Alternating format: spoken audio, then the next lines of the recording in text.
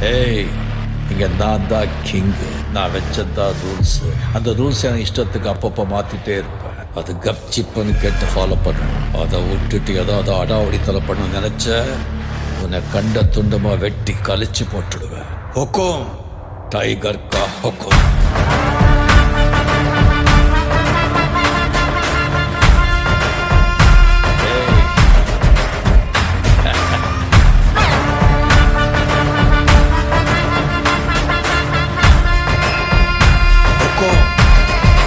Tiger கா ஹொக்கும்.